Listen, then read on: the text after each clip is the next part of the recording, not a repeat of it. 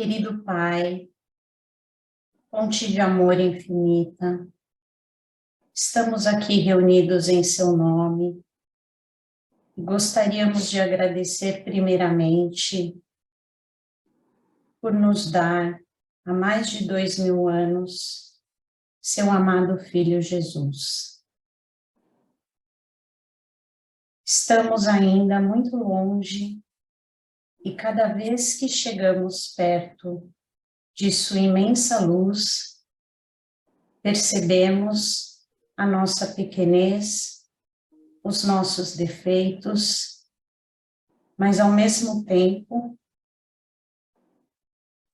podemos ganhar em humildade, entendermos que somos filhos da luz. Então pedimos que permita que nosso Mestre e todos esses amigos benfeitores auxiliem-nos no discernimento, a quebrantarmos os nossos corações e a cada dia utilizarmos mais o sentido do amor, seja para enxergar, refletir e atuar com amor. Muitas vezes escolhemos os caminhos mais difíceis e dolorosos, enquanto nosso Pai nos concede a grandeza e seu amor infinito. Fique conosco, Senhor, hoje e todos os dias, e permita que a cada dia caminhemos na direção da luz e podemos, com tão pouco, fazermos a diferença e nos amarmos como irmãos. Faça que hoje as nossas reflexões nos levem a atuarmos sempre em direção ao seu amor. Obrigada. Fique conosco.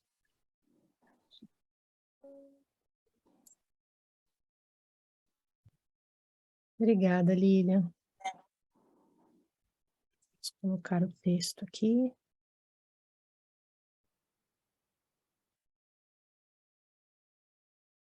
Eu li tudo. Beleza, ela não começou. Vânia, eu vou ler esse primeiro pedacinho, depois você lê o segundo texto, por favor. O Espiritismo. O Espiritismo é a nova ciência que vem revelar aos homens, por meio de provas irrecusáveis, a existência e a natureza do mundo espiritual e suas relações com o mundo material. Ele nos mostra esse mundo não mais como sobrenatural, mas pelo contrário, como uma das forças vivas e incessantemente atuantes na natureza, como a fonte de uma infinidade de fenômenos até então incompreendidos, e por essa razão rejeitados para o domínio do fantástico e do maravilhoso. É a essas relações que o Cristo se refere em muitas circunstâncias, e é por isso que muitas coisas que ele disse ficaram ininteligíveis ou foram falsamente interpretadas. O Espiritismo é a chave que nos ajuda a tudo explicar com facilidade. Allan Kardec, o Evangelho segundo o Espiritismo, capítulo 1, Não vim destruir a lei. O grande manancial. Meus amigos, Deus vos conceda muita paz. O Espiritismo abre hoje a sua porta de esperança e de fé para todas as criaturas. Não são poucos os que se sentem seduzidos pelas suas claridades maravilhosas. Todavia, não duvideis de que a consolidação de uma crença está subordinada a uns tantos fenômenos íntimos que somente o coração de cada um pode testemunhar. A doutrina consoladora dos espíritos procura levar a todos os estudiosos a centelha de suas luzes divinas, seja elucidando o caminho complicado da ciência do século, seja esclarecendo os mais complexos problemas filosóficos. Entretanto, uma pequena percentagem de investigadores pode compreender a sua grandeza. Habituados às equações algébricas, os espíritos cientificistas da época não lhe percebem a modalidade moral e religiosa dentro de suas expressões consoladoras. As mais extravagantes teorias são inventadas para reduzi-la a um mero sistema de hipóteses, à maneira da ciência humana que se transforma todos os dias nas suas feições transitórias. O subconsciente, a ilusão, os fenômenos alucinatórios são chamados para a eliminação de suas verdades, e é daí que chegamos à conclusão de que o espiritismo só pode ser aceito pela mentalidade individual, depois de profundamente sentido. A sua doutrina pode ser estudada em todas as suas minúcias e no caminho das melhores experiências. Todavia, somente o coração que já experimentou esses grandes momentos da vida poderá interpretar-lhe a magnitude. Aproximai-vos, assim, desse grande manancial, convictos de que a sua água cristalina de verdades eternas pode saciar-vos a sede de amor, de consolação e de conhecimento. Estudai e aprendei. A curiosidade e a dúvida são os pródomos de toda a sabedoria. Porém, neste vasto caminho de revelações do infinito, há necessidade de muito sentimento para a compreensão grandiosa das grandes verdades da vida. Que guardeis em vossos corações esse elevado propósito. É o desejo sincero e a súplica a Jesus do amigo humilde. Emmanuel, livro Luz no Caminho, 1992, editora Céu.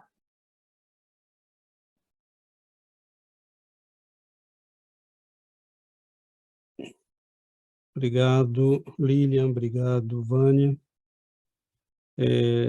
Nós temos a possibilidade hoje de estudar um texto do Evangelho com o texto de Emmanuel recebido em 38. Chico não fazia muito, havia começado, né, a publicar, a ser conhecido no Brasil todo, e essa é uma página de 1938.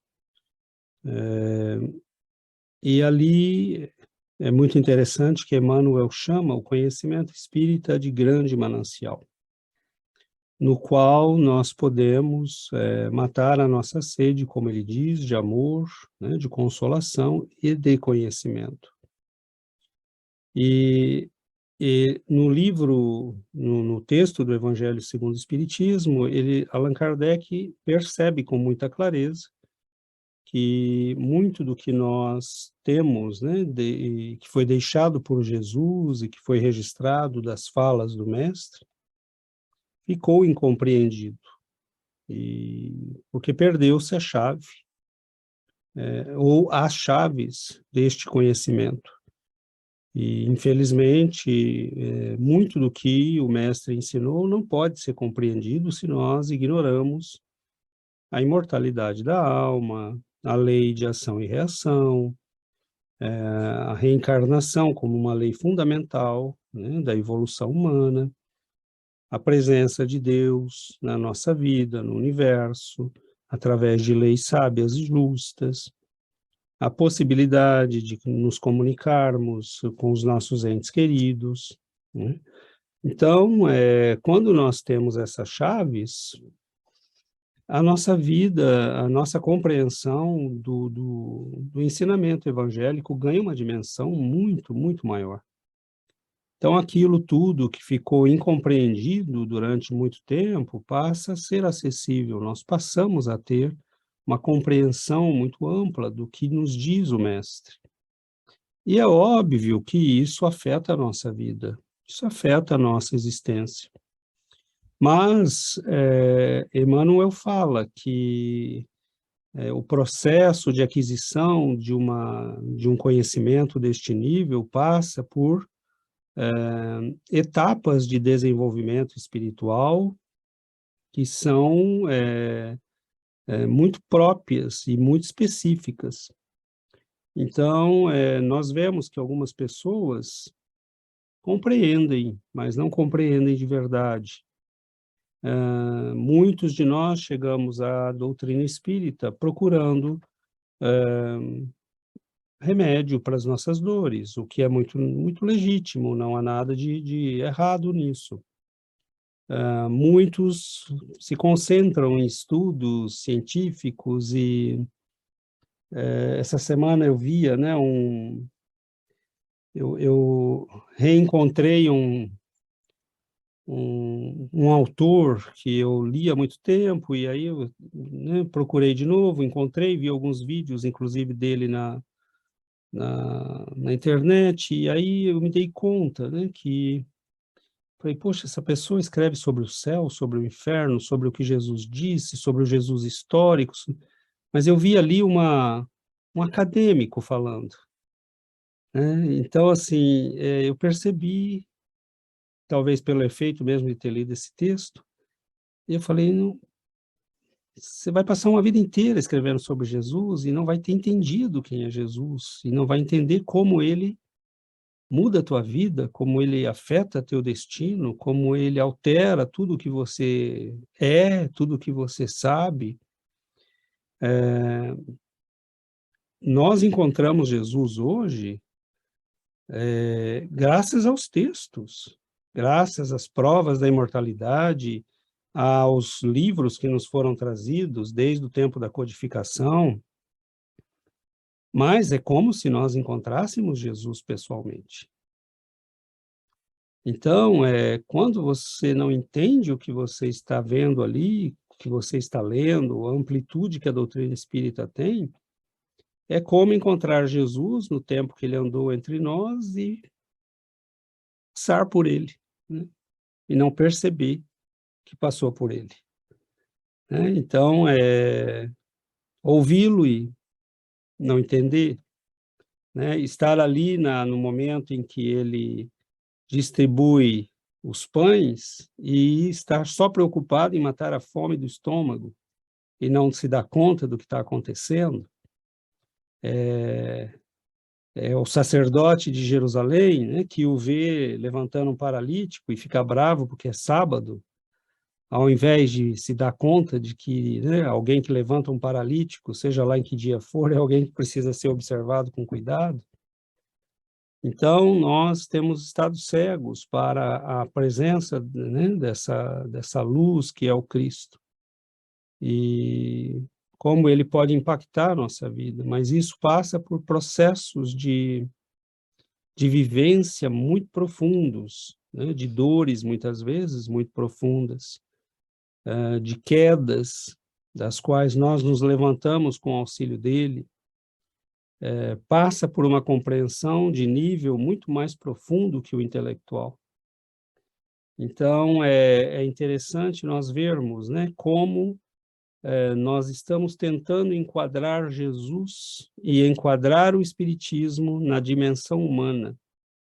E nós insistimos em fazer isto, né, criando teorias as mais absurdas, e tudo isso para evitar aquilo que nós deveríamos fazer em contrapartida, que é dizer, Senhor, eu não te trago para a minha dimensão, me leve para a sua. Que eu transforme a minha vida de modo não a te acomodar na minha miséria e na minha vida medíocre, mas que o Senhor me tire da minha miséria e da minha vida medíocre. E é este o grande desafio do cristianismo e do espiritismo. Nós vemos as pessoas tentando entender intelectualmente o espiritismo, tentando, né, livros e livros sobre Jesus, o Jesus histórico, o Jesus isto, aquilo, e o Jesus que muda as almas, o Jesus que consola os corações, que ilumina caminhos, né? esse nós estamos perdendo e corremos o risco de perder de novo no Espiritismo. Então, nós temos o privilégio de ter um manancial, mas uma fonte pode secar, né? Ela pode ser bloqueada, e pelas pedras da ignorância, do não entendimento, do cientificismo exagerado, da filosofia que discute, mas nunca atinge o coração do homem. E essa dimensão espiritual da doutrina espírita é muito importante, né? É essencial. O Espiritismo veio para resgatar Jesus.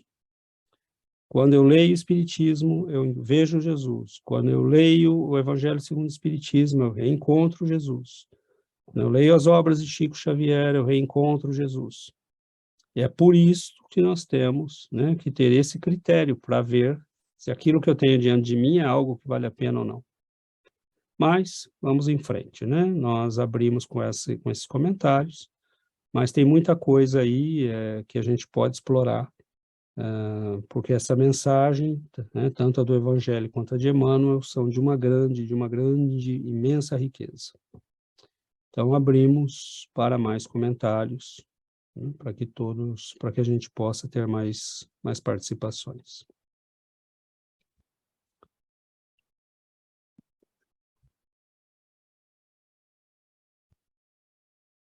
Oi, Yuri.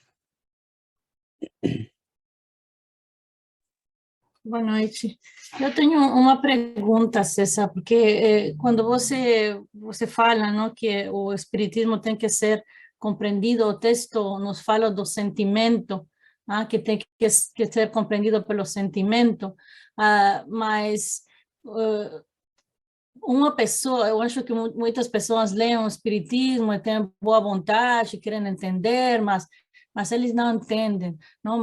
Mas eu acho que não é má vontade, somente que precisa a gente para realmente ter esse sentimento pela doutrina, porque nós compartimos a doutrina com nossa família, e tem gente que está muito motivada, mas tem outras que não, ok, sim, tá bom, mas você entende como pode a gente realmente sentir isso, não?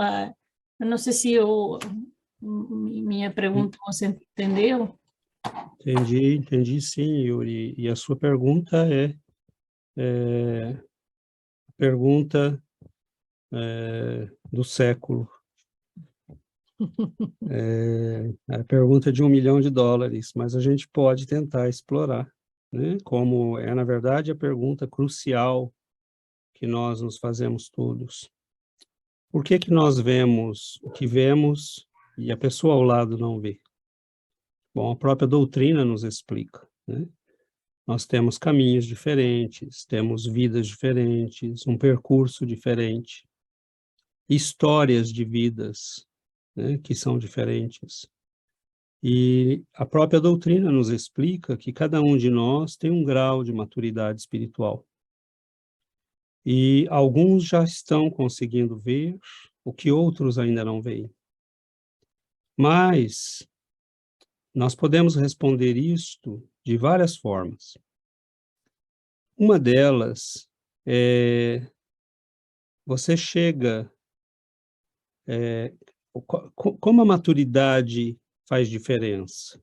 A maturidade faz diferença porque o acúmulo de vivências te leva a ter olhos para ver o que outro não entende. Então, naquele dia que Jesus distribui 5.000 pães, deve ter tido 2 ou 3 pessoas ali, além dos discípulos, né, que falaram: o que é que está acontecendo aqui? O que é que está acontecendo aqui? O que é isso? O que é que esse homem está fazendo? E deve ter tido outros que ficaram ali na fila disputando um pedaço de pão. Então, alguns já têm fome de coração, alguns já têm fome de alma, e outros só têm fome de estômago ainda. Então, a grande diferença, Yuri, primeiro é preciso viver muito, estudar muito. E aí, quando você chega diante de Jesus, a questão que a gente se coloca é, o que a gente sente diante de Jesus é o seguinte: olhe para você. Onde eu estaria hoje se não fosse Ele?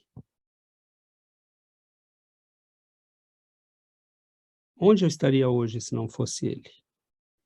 Onde eu estaria hoje se Ele não fosse me buscar no abismo? Mas eu preciso saber quem eu sou, eu preciso saber o que é um abismo, eu preciso saber que eu estava no abismo, Reconhecer que estava. e eu preciso saber que um poder muito maior do que o meu me tirou de lá.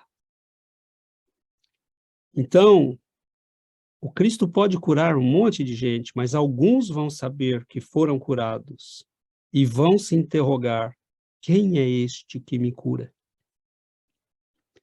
E alguns podem ser curados disto ou daquilo, mas alguns vão sentir: eu não fui só curado, eu fui salvo, porque o que eu vi aqui hoje mudou toda a minha vida.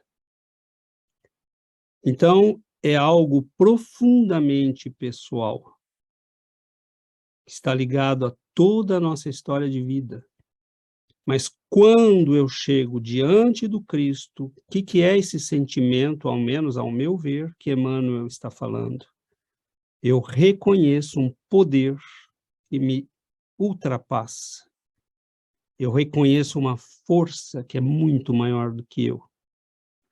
Eu reconheço um poder que com um dedinho pode me tirar do abismo, enquanto eu sozinho não posso sair de lá. Então, é reconhecer esse amor imenso, essa ternura imensa, essa luz gigantesca, que poderia nos humilhar, mas nos acolhe, nos ama. Então, é um processo pessoal entre nós e Ele. Se eu estudar Espiritismo 50 anos e não entender isso, eu não entendi nada. Então, eu posso ler 300 mil livros, mas se eu não entender quem Ele é, se eu não entender o poder que Ele tem, se eu não entender que Ele pode me socorrer, me salvar, me curar, me amparar, então eu não entendi nada. Então, é um processo, né, que passa pelo coração. A mente ajuda, o intelectual ajuda, ler livros ajudam. Né? Mas a gente viu ali gente que ficou ao lado do Chico a vida inteira, como ficou ao lado de Jesus a vida inteira, ou ao lado de São Francisco de Assis a vida inteira. Mas que não entenderam quem eram essas pessoas. Porque o poder dessas pessoas é de nos tirar da nossa dimensão e falar: olha, sinta que há um mundo que vai muito além deste em que você está. O poder deles é de nos dizer: você não é esse corpo, você é um filho de Deus. Mas isto não é teórico nem intelectual. Alguns de nós já estamos maduros para sentir. Por exemplo, quem é que se sente salvo? Quem caiu. E reconhece que caiu. Quem foi ao fundo do abismo e foi tirado de lá.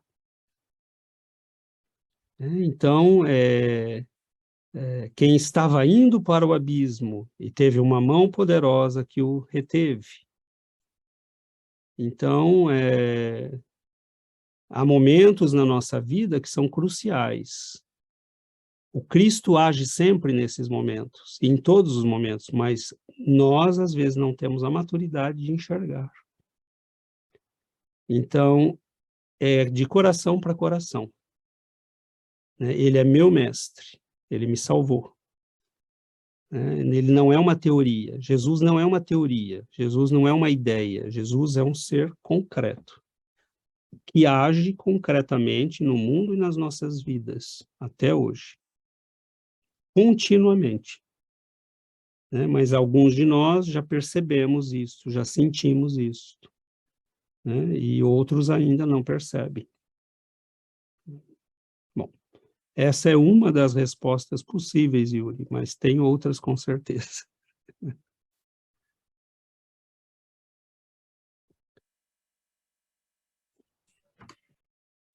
Oi, Sebastião. Eu esta semana eu li o Novo Testamento, o Evangelho de São Mateus. Eu já tinha lido assim, não, mas não, eu não entendi nada. Você sabe como quando você lê algo e não entendi nada. Mas agora, depois de 3 anos de estudo no Espiritismo, eu li esta semana. Na verdade, eu escutei como audiolivro, assim, é curto, são como 2 horas e meia. E eu quedei assim, como fiquei como deslumbrado. Você vê quando está em frente de uma muita luz, eu fiquei assim com a boca aberta, como não podia crer o que eu escutava. E eu falei assim, mas isto foi escrito faz 2000 anos, e eu, na minha evolução, estive em contato com a Bíblia, mais que seguro, muitas vezes, não nas minhas encarnações, mas nunca teve efeito sobre mim. Então, o que Yuri pergunta é uma boa pergunta. Por que agora?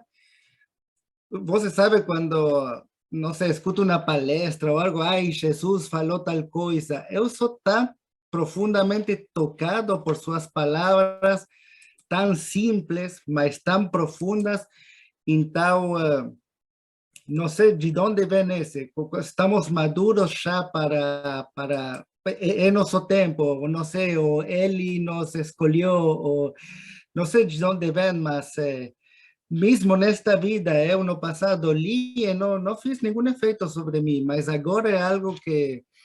E eu penso, às vezes, essa gente, seus apóstolos, viveram com eles 3 anos, com esse homem lá tão luminoso, não? E é muito pouco o que o Evangelho conta isso, porque João fala, se nós tivéssemos que escrever tudo o que Jesus fez, tomaria todos os livros da terra. Então, quando falamos que ele é a luz do mundo, verdadeiramente é mesmo. E eu compreendi todo isso com o Espiritismo. Na verdade, não sei se é o fato de estar em contato com o Espiritismo, em realidade não entendo, mas tenho muita gratidão. Mas é isso, Sebastião, é isso mesmo. E por que agora? Porque agora a gente já viveu o suficiente, já sofreu o suficiente, já aprendeu o suficiente. E a evolução, né, não quero tomar muito tempo, mas a evolução, ela é um processo que, por exemplo, numa primeira etapa da evolução, a gente está muito preso ao material, às paixões, ao prazer. Mas num certo momento, depois de viver muito, de ver as consequências de tudo isso, nós começamos a sentir aquele vazio. Há um vazio, que você fala, né, eu posso ter 3 castelos, né, 20 mil empregados, milhões na conta, a pessoa... Mas alguns ainda estão, nós às vezes estávamos tão apegados à nossa vida, ao nosso corpo, às nossas... que a gente não se dava conta desse vazio, ele sempre esteve lá. Mas, aos poucos, a gente começa, né, a perceber. Então, por exemplo, para quem que Jesus é a luz do mundo? Para aquele que reconhece que estava cego. Né? Para quem que ele é o pão? Para aquele que agora tem fome de uma comida que não é mais a comida do mundo. É uma fome diferente. É a fome da alma, é a fome de voltar para casa, é a fome eu já fiz um monte de estripulia, meu pai, mas agora eu entendi que eu estou perdido, estou sozinho, estou longe de casa, posso voltar? Então,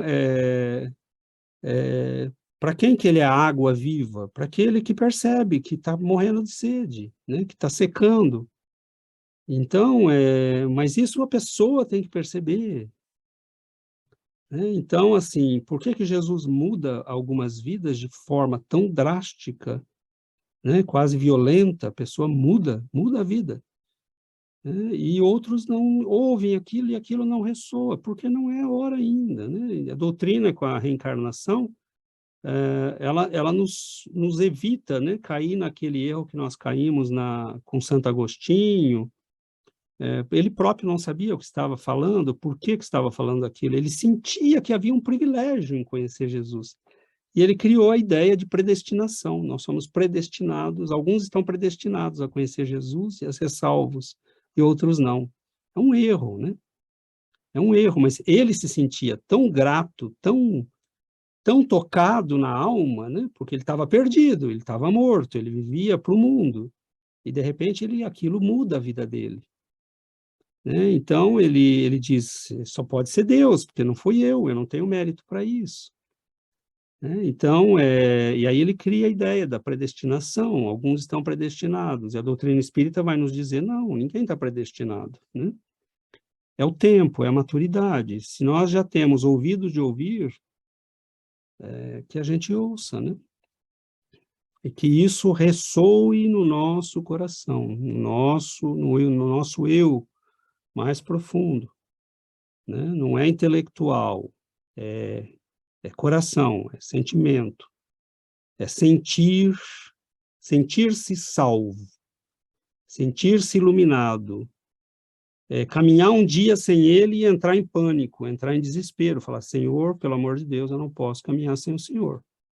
Né? Sem a sua luz eu estou no escuro, eu estou nas trevas. Né? Então, é isso a presença do Cristo. Né? E os grandes místicos, né, quando eles passavam por esses períodos que eles chamavam de secura espiritual, eles ficavam muito aflitos. Né? Sabe aquilo que a gente sente, né, quando ora, aquele envolvimento, aquela coisa boa, né? Esses espíritos grandiosos, eles vivem nessa atmosfera, e de repente eles não sentiam nada.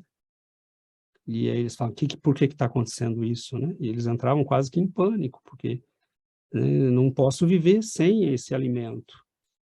Então, a gente vai estar caminhando para isso, né? Embora a nossa pequenez, a gente está caminhando para isso, né? Para entender que não dá para viver sem esse alimento.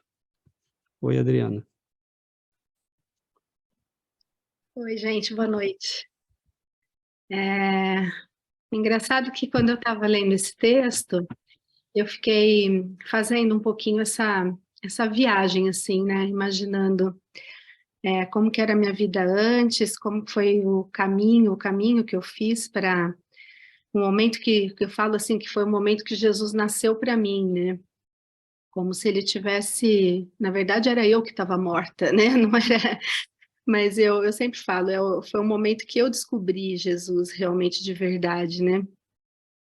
E eu sinto exatamente isso, César, que você falou. Às vezes, com as atribulações, né, com a vida muito corrida, às vezes tem dias que a gente se afasta um pouco e aí você vê que você sente falta, né? Parece que não é a mesma coisa. Mas eu fiquei pensando muito nesse texto, fiquei lembrando, às vezes,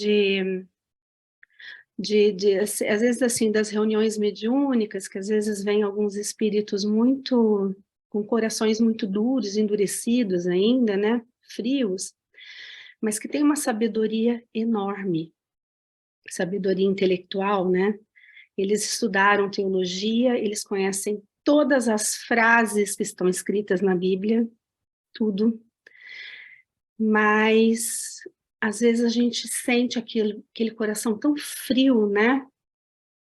Como se aquele conhecimento dele fosse só para ele, como se esse conhecimento não é para ser compartilhado com ninguém mais no mundo, que a população em geral são como ovelhinhas que têm que ser comandadas por eles, né?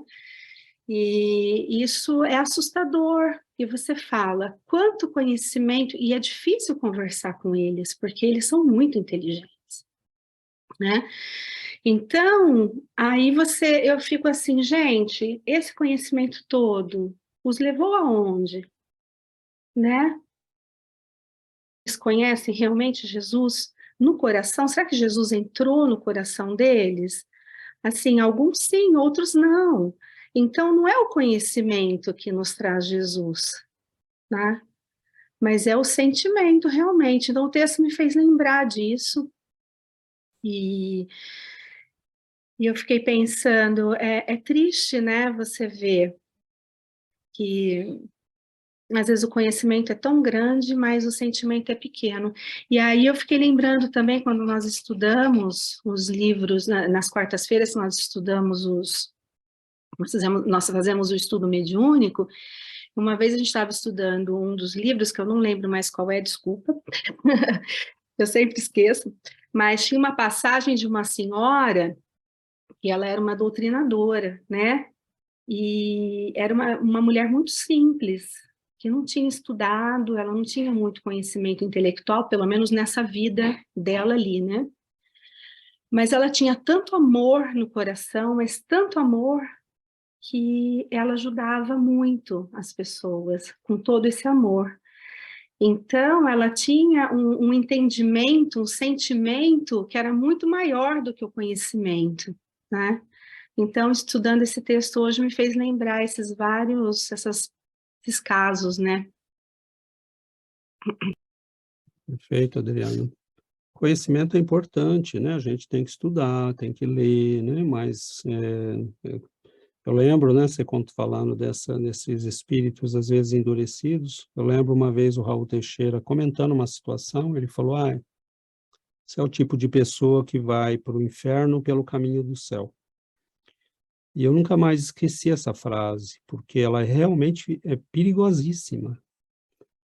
Né? Você pode estar estudando teologia, estudando religião, fazendo estudos de religiões comparadas, né? E está indo para longe de Deus.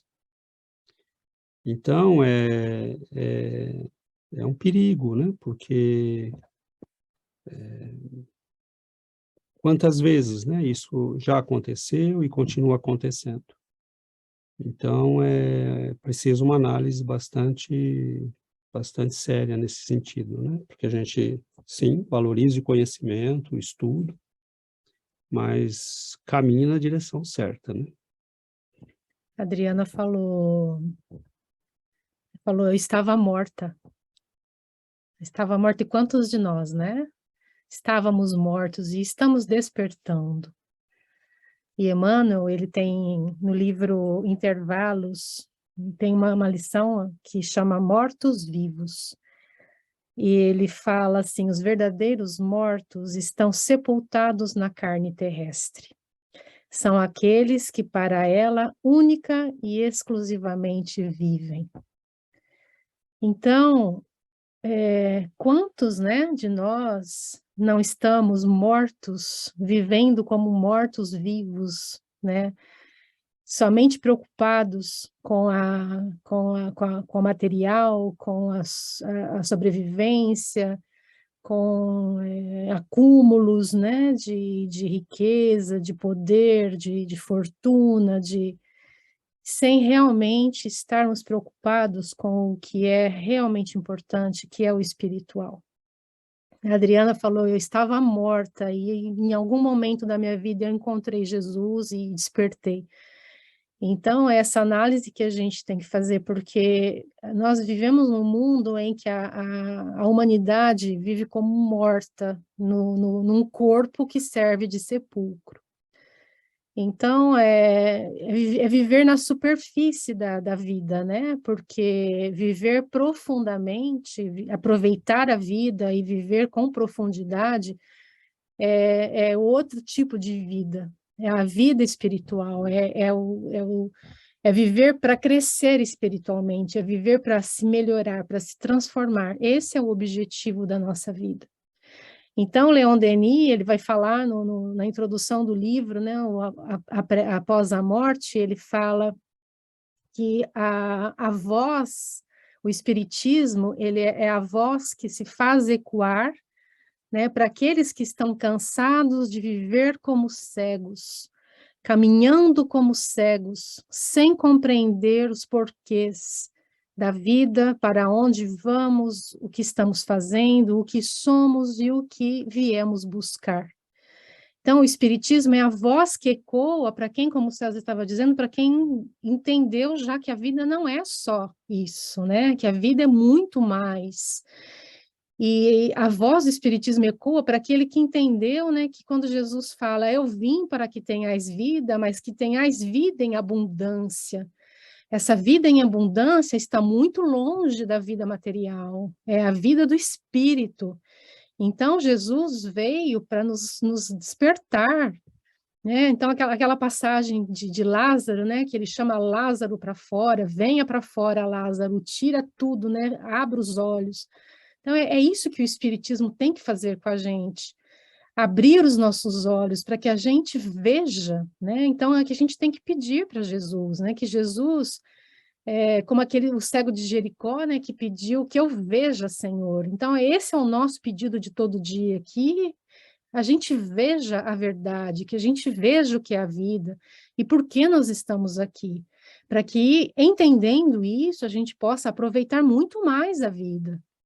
Não sair daqui vivendo, tendo vivido na superfície, sem nada construir para o nosso espírito, porque a vida vai passando muito rápido.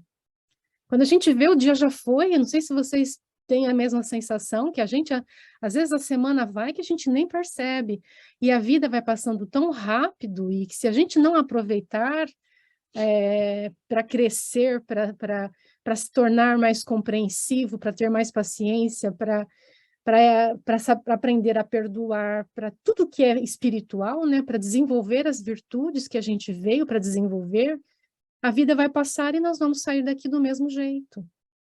Então, o Espiritismo vem para nos despertar, Jesus nos mandou o Espiritismo, né, como o Consolador prometido, para essa função do Espiritismo, e em estudando, para que a gente tenha a noção de que a vida é muito mais do que isso, e entenda essa noção e essa compreensão do verdadeiro sentido da vida, para que a gente trabalhe para essa transformação pessoal.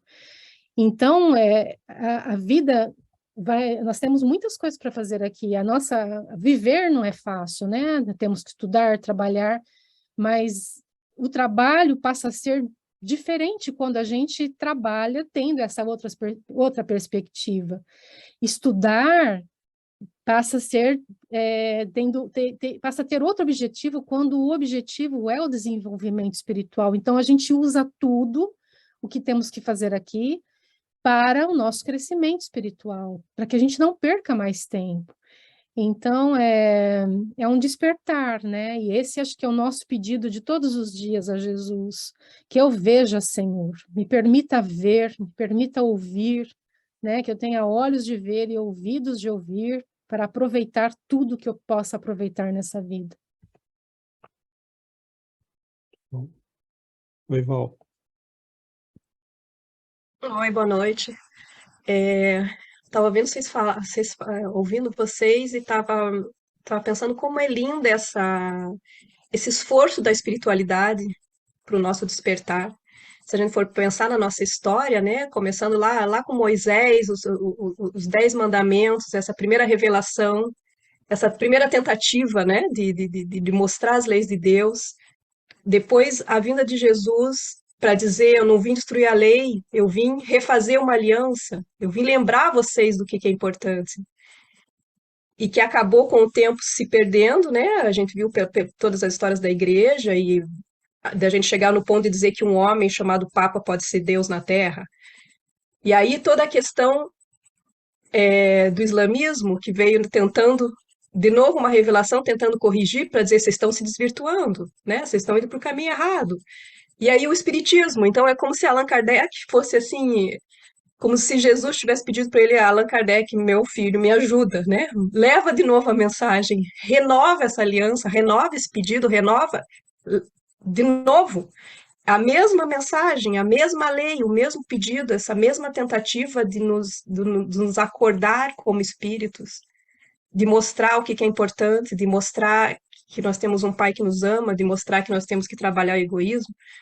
Então, esse esforço contínuo, que eles não abandonam, eles estão sempre tentando nos acordar, sempre tentando nos trazer essa ideia e que passa muito mais pela experiência, se a gente for pegar, aí, ouvindo César falar, né, Santo Agostinho, São Francisco, se a gente pegar todos os grandes nomes que a gente conhece, eles passaram por uma experiência, né? Fala uma mística, então quer dizer, uma experiência de Deus, que não é só um conhecimento teórico, não é só pelo saber. E me lembrou que hoje, domingo de manhã, a gente estava trabalhando no Evangelho com as crianças a história de Paulo, e a gente estava contando para eles a conversão de Paulo, que ele era uma pessoa que tinha muita fé, que ele acreditava em Deus, e que ele estava perseguindo os cristãos, porque ele estava defendendo o Deus dele. Para ele estava certíssimo, né? Jesus era um impostor, então ele tinha que perseguir os cristãos para defender. E aí no caminho de Damasco ele tem uma experiência. Ele tem a experiência de Jesus. Ele encontra Jesus, ele vive Jesus. Então ele não tinha mais como negar que Jesus era o filho de, né? Ele não tinha mais como negar a importância de Jesus. E o quanto que essa experiência de Jesus na vida dele transformou. E o quanto, e é legal de ver no olhar das crianças essa surpresa, né? Que até teve uma das crianças que perguntou, mas quem que era Paulo? Ele era uma pessoa especial para Jesus aparecer para ele? Por que que tem que ser uma pessoa especial, né? E a gente estava falando dessa questão de que a todos os dias Jesus, todos os dias tem alguém vivendo essa experiência de encontrar Jesus. E se nós estamos aqui hoje, é porque nós já vivemos essa experiência, né? E às vezes eu acho que, como a Giovana falou, é muito fácil a gente esquecer, né? A gente se deixar levar pelo dia a dia. Mas Jesus, para nós, em algum momento da nossa vida, foi uma experiência. Nós vivemos essa experiência de senti-lo na nossa presença, que passa pelo coração, que passa pela alma, que não passa pelo eu sei quem é. Então, eu acho que a gente precisa recuperar de alguma maneira isso na nossa vida, né? Essa presença quase que física, né? Espiritual, mas física, realmente, de como pessoa, como César falou, pessoal. Obrigado, Val.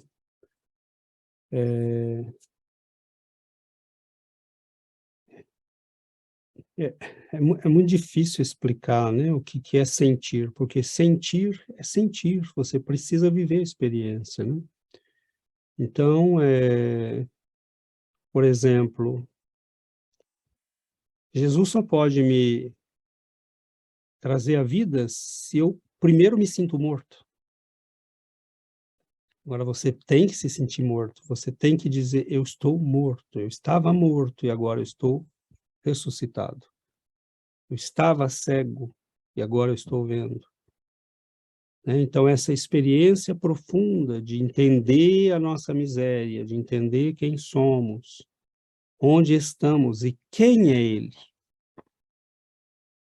Porque esse é o ponto, né? As duas coisas vêm juntas. Quando eu entendo a minha miséria, aí eu entendo quem é Jesus. Aí eu vejo a grandeza dele. Então, se eu analiso ele a partir das coisas humanas, eu nunca vou entendê-lo. E a doutrina espírita tem esse poder maravilhoso de nos descortinar o Cristo, né? Como se a gente pudesse novamente ouvi-lo, encontrá-lo. E eu contei na quinta-feira, né, rapidamente, mas né, são sempre grupos pequenos que estão conosco, e reconto aqui, né, eu sempre faço esse exercício. Os padres da igreja diziam, né, tem a morte diante dos olhos o tempo todo, para você não se iludir com a vida. E eu sempre achava isso muito exagerado, né, como assim tem a morte diante dos olhos o tempo todo? Porque é o que a Giovana falou, nós temos a ilusão de que estamos vivos. Mas se nós não estamos acordados para as realidades espirituais, nós estamos mortos. Nosso corpo é uma prisão, é um túmulo, né? Então, eu às vezes faço esse exercício, né? E vejo as pessoas e falo, ali dentro tem uma alma, né? Não olha o corpo, não olha a aparência, né? Pensa o que é que está atrás, né, disso, quem que está movimentando esse corpo, né? E às vezes eu faço, né? E às vezes eu fico imaginando as pessoas mortas, a mim mesmo morto. Eu falo, vai, né? A gente precisa ter essa noção clara de que isso aqui é uma ilusão, de que isso aqui é uma escola, é uma passagem. E voltando um dia agora, uma semana atrás, eu tinha ido levar a Giovana à escola, e aí eu vivi uma experiência desse tipo, né? Foram, assim, acho que 10, 15 segundos que me aterrorizaram, porque eu, de repente, eu estava parado no semáforo, né? E, de repente, eu me senti como se eu estivesse um pouco deslocado do meu corpo, plenamente consciente, né? Prestando atenção em tudo, mas eu me senti deslocado do meu corpo, e aí eu comecei a ver todo mundo passando, e eu falei, eu estou num cemitério. Isso aqui é um cemitério, né? E eu via as pessoas, eu via caveiras dirigindo o carro, né? Então, assim, foram 10, 15 segundos no máximo, mas que eu agradeci a hora que terminou, porque eu falei, Jesus Cristo, né? Se eu realmente viver com essa percepção, é assustador. A gente adora a ilusãozinha na qual a gente está vivendo, né? Mas é uma ilusão.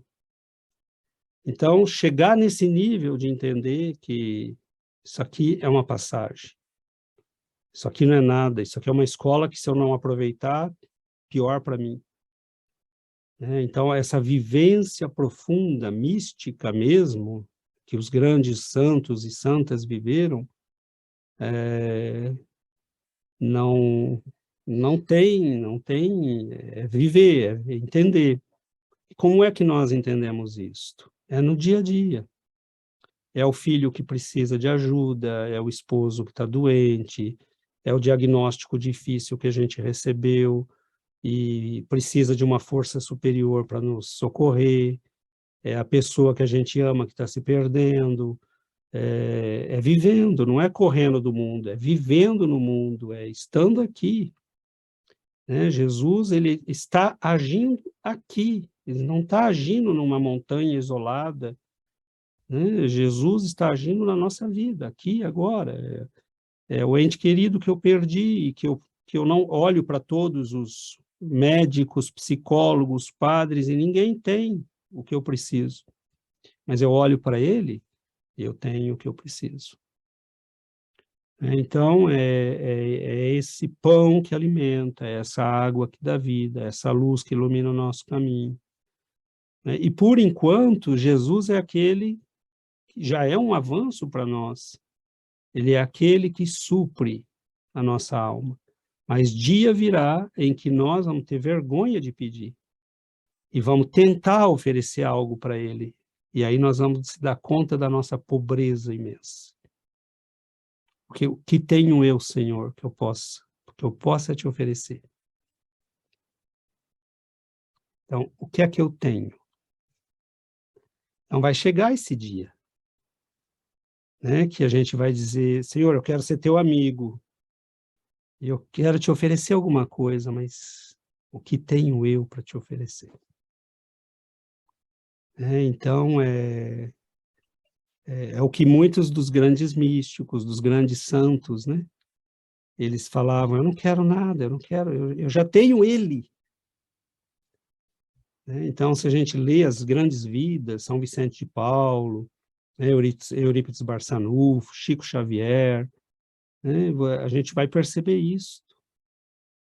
Eles não pediam mais nada a Jesus, porque ter Jesus já era tudo, e eles queriam oferecer algo a Jesus. Né? E é por isso que alguns santos da igreja vão pedir ao Senhor para partilhar a dor dele, né? E alguns terão aquilo que a gente chama dos estigmatas, né? Os estigmas, que eles vão ter as feridas do Cristo, né? O Chico tinha, né? O Chico às vezes usava o boné porque ele tinha as marcas de espinho na cabeça. Usava, né? Ele às vezes caminhava com muita dificuldade. No fim da vida, sim, ele tinha diabetes, né? Mas o Adelino Silveira conta, né, que um dia trocou o sapato dele porque ele não estava conseguindo e ele viu as feridas. né? Então, quando é que nós ouvimos isso? Quando é que nós, né? O Adelino está vivo, mora lá perto de Catanduva, era um amigo muito querido do Chico, né? E alguém que conviveu muitos anos com o Chico. E então eles queriam de alguma forma partilhar com Jesus a dor. E quando eles falam, ele sofre até hoje, ele chora até hoje, as feridas estão abertas até hoje, porque cada besteira que nós fazemos é um espinho que a gente coloca né, e machuca ele. E eles falam, eu quero participar dessa dor. Nós, por enquanto, estamos pedindo a ele, tira a nossa dor, né? Me permita ver, me permita caminhar, porque eu sou paralítico, né? Tira a lepra da minha alma, porque eu sou um leproso. Mas dia virá em que nós vamos dizer, Senhor, o que é que eu posso fazer? E vai chegar com certeza, né? A evolução, o trabalho, o estudo, as vivências, as quedas, né? Mas é um processo de transformação profundo que se passa na nossa alma a partir do momento que Jesus começa a aparecer no horizonte. À medida que ele começa a aparecer no horizonte da nossa vida, nós estamos já num processo de profunda transformação. Acho que é quando a gente decide não somente existir, mas viver, né? Realmente viver. Viver com lucidez e com consciência, né? Do que nós somos e do que temos a fazer, né? Do longo caminho que a gente tem a percorrer. E aí a gente passa, então, a viver, né? Nos desprendendo, né? De tudo que nos prende à matéria, a gente quer se desfazer disso, porque a gente começa a sentir o peso que é, né, viver neste mundo e estar preso a tudo que é deste mundo material. Então, é o desejo sincero de viver, né, e a gente começa a ter consciência de quem nós somos, a gente passa a fazer uma análise mais profunda do que nós temos dentro de nós a ser corrigido. Então, esse exercício de todos os dias, né, de prestar atenção, poxa, hoje eu pensei tal coisa, como é que eu faço para não pensar mais assim? Hoje eu senti algo, né, que não é legal, o que eu faço para não sentir mais isso? Então, é o exercício de todos os dias, né, de fazer essa avaliação pessoal e fazendo esse exercício, né, de tirando, de se limpando, né, de tudo isso, para que a gente vá vivendo, né, de forma real, né, não apenas existindo, vivendo, empurrando com a barriga, né, como a gente diz, e vivendo o dia para o trabalho, para as coisas da casa, e sem nunca ter tempo para se preocupar com o espiritual, porque muitas vezes a gente está vivendo essa vida, né, no automático, a gente tem as obrigações a cumprir, tem o trabalho a realizar, e quando a gente vê o dia já passou e a gente não teve tempo para uma oração, para uma leitura, né, para uma reflexão. Então, isso não pode mais faltar na nossa vida, né? O momento de uma introspecção, de uma reflexão em alguma coisa superior, né? De uma leitura que enobrece, isso tem que fazer parte da nossa vida. Porque senão a vida vai passando, a gente só faz viver para o material, só faz viver a vida do cotidiano e o espírito, né, vai ficando de lado. A gente não alimenta o espírito, a gente alimenta o corpo, dorme, acorda, alimenta o corpo, cuida do corpo, mas o espírito vai ficando desnutrido, porque a gente não reserva o tempo para alimentá-lo, né? Mas isso tem que ser prioridade já na nossa vida, porque a gente já sabe que a vida é mais do que o que a gente tem aqui, mais do que a gente vê aqui. Podemos viver vida de mortos, né? É interessante esse paradoxo, né? O próprio Jesus nos enunciou ele, quando falou, quem quiser salvar a sua vida, perdê-la-á, e quem sacrificar a sua vida por mim, ganhá-la-á. Então, é esse paradoxo de viver vidas de mortos, né? Então, Basicamente é isso, né? Quando a gente está dormindo para as coisas do espírito. Agora, todo manancial, né, a gente tem que tomar cuidado, né? Tem que protegê-lo, tem que estar preparado para guardá-lo, né, dos ataques. A água do cristianismo foi envenenada num certo momento, a água do espiritismo pode ser envenenada. E, de repente, a gente pode estar discutindo teorias, coisas bobas, que não tem nada a ver com a essência, né, do Evangelho. Então, que a gente estude, que a gente leia, que a gente aprenda, mas que a gente nunca perca, né, a simplicidade. O exemplo de Chico Xavier, de Eurípides Barçanufo, de Caibar Schutel, de todos esses grandes mestres, são exemplos que devem nos guiar. Então, nós não precisamos de nada especial para fazer espiritismo. Nós estamos aqui num grupo de amigos, né, cada um situado num lugar, a muitos 1.000 quilômetros de distância, mas nós estamos congregados no mesmo sentimento, no mesmo desejo, né, de conhecimento, de busca, de aperfeiçoamento. O Chico sempre fez questão de mostrar isso, né? Então, aquelas reuniões que ele fazia, tanto no Grupo Espírita da Prece, quanto nos sábados à tarde, ali na vila, né, do Pássaro Preto. Eu estive 2 vezes lá e cada dia eu agradeço a oportunidade de ter visto com os meus olhos aquilo, porque, assim, ele poderia construir uma catedral, ele poderia construir né, um mega templo, e normalmente nós temos essa ilusão, né? As pessoas iam lá no nosso centro, em Catanduva, e eu falava, às vezes a gente tinha as fotos assim na parede, né?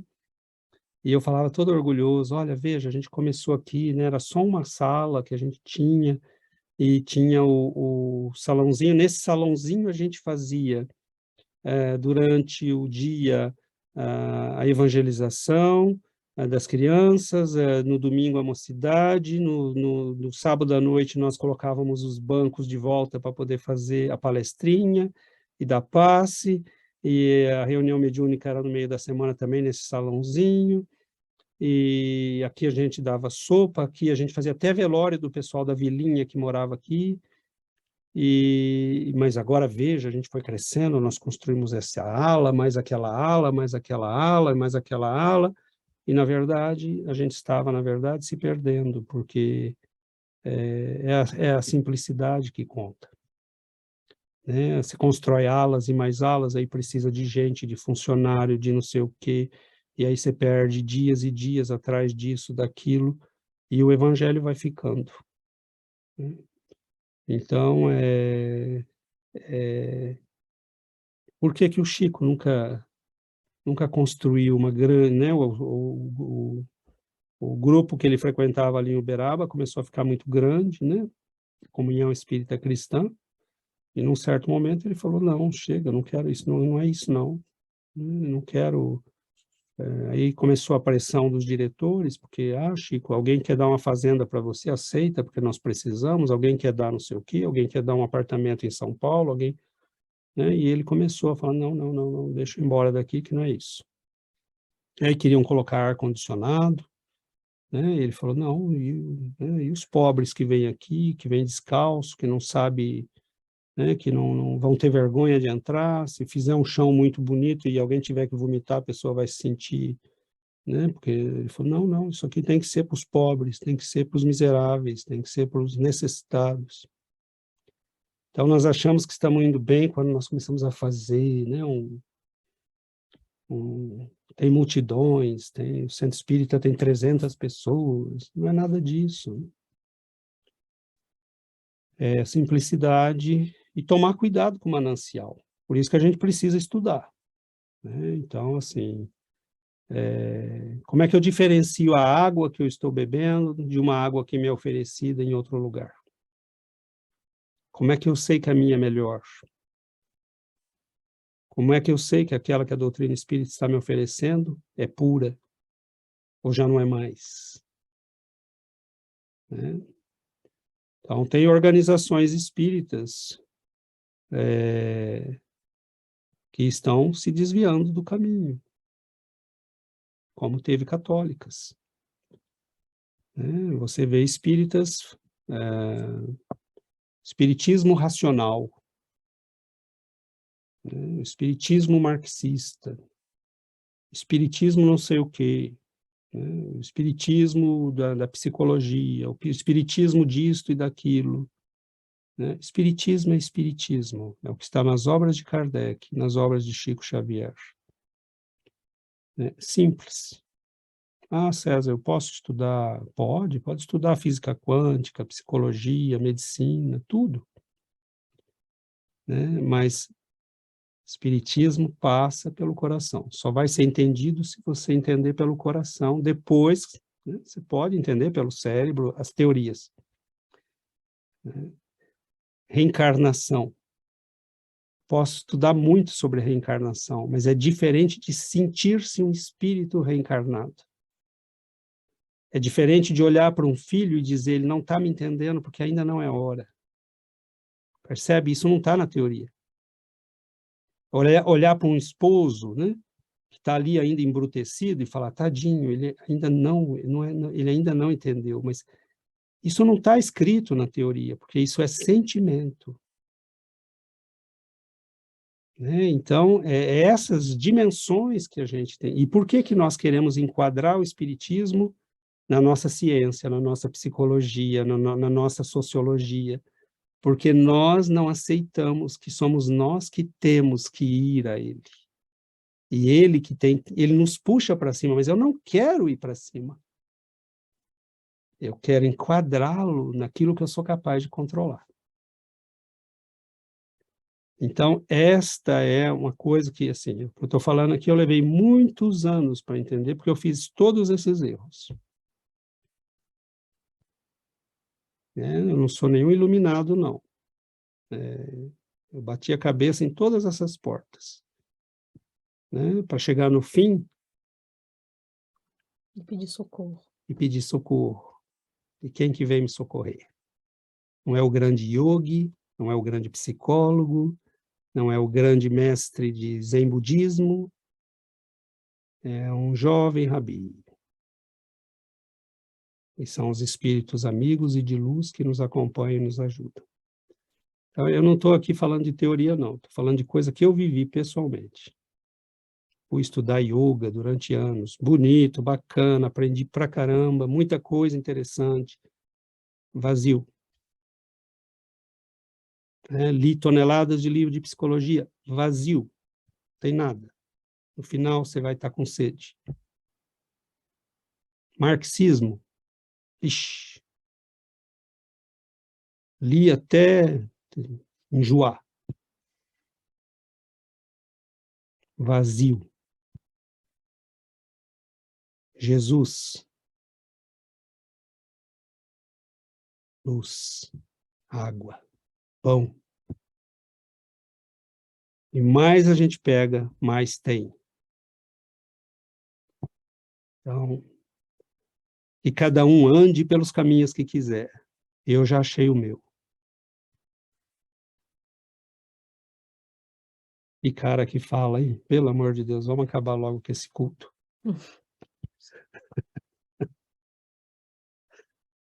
Mas é isso, gente.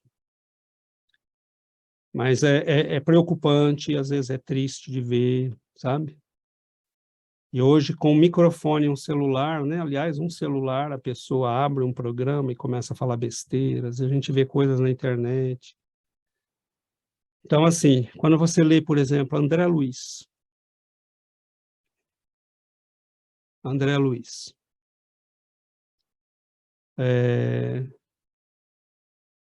é perfeito. É perfeito. Porque ele avança a ciência, trabalha a filosofia e amarra tudo com a moral. Todo esse conhecimento é para você se tornar alguém melhor. Você pode saber a ciência que está envolvida, você pode saber a filosofia que está envolvida, é bom saber. Conhecimento é importante. Mas se você não amarrar tudo isso com a moral, com o crescimento pessoal seu, não foi feito, o trabalho não foi feito.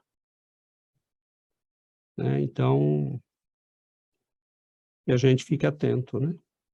Para não cair nessas ilusões. Mas muito bom. Nosso tempo está acabando. E acho que a gente podia já encerrar então, né? Bom, então, vamos fazer a nossa prece e agradecer, né?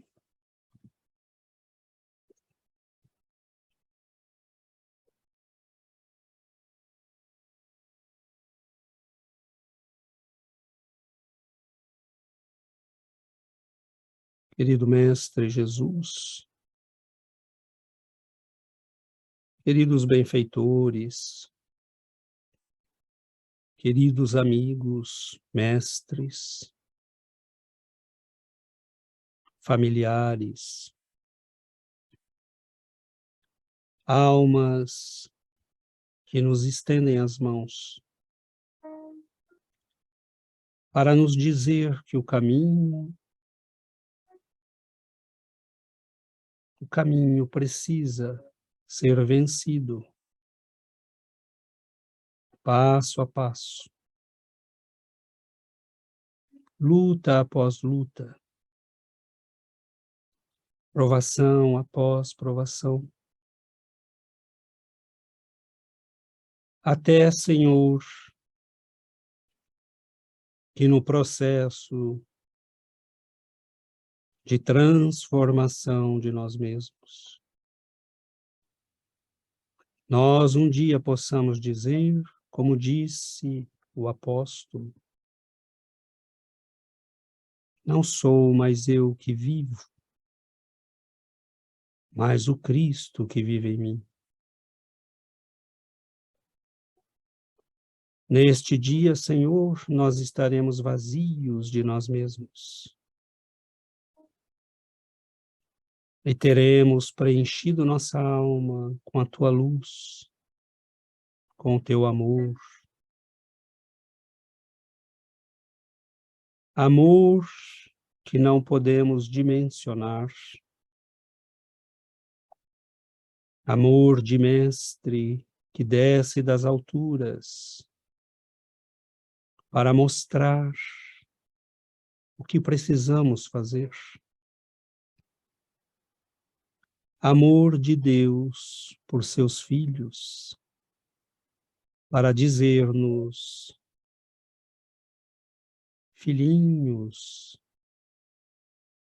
eu não esqueço de nenhum de vocês. Vos envio meu filho amado. Nós, Senhor, agradecemos. E tantas vezes nos sentimos como Lázaro. Sabemos, Senhor, que estamos atados pela ignorância, paralisados pelo medo, pelas angústias, mortos para as coisas da alma, aterrorizados pela luz que suspeitamos brilha lá fora. Então, Senhor, ao ouvir-te, que nós possamos dar os passos necessários para estarmos, Senhor, diante de ti. E aos poucos, Mestre, que nós possamos nos esvaziarmos de nós mesmos e seguir-te fielmente. Pastor divino, médico das almas, cura, Senhor, nossos corações da revolta, dos medos, Cura, Senhor, nossa alma, nossas pernas da paralisia, da inércia, da preguiça. Abre, Mestre, nossos olhos para a vida. Sim, há dores e sofrimentos no nosso mundo, mas há uma mão de luz que nos oferece bálsamo, remédio, consolo, força, que no silêncio, Senhor das nossas almas, nesta escuridão que tanto tememos,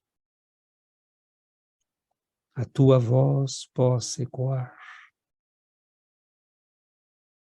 que nós possamos sentir tua presença nas lutas, nos silêncios que fazemos, nas orações que começamos a aprender, nos textos do teu Evangelho, na bênção de recebermos tantos livros enviados pelo Senhor e que nos chegaram pelas mãos abençoadas de Chico Xavier. Prova de que o Senhor não nos esquece, nem mesmo um dia.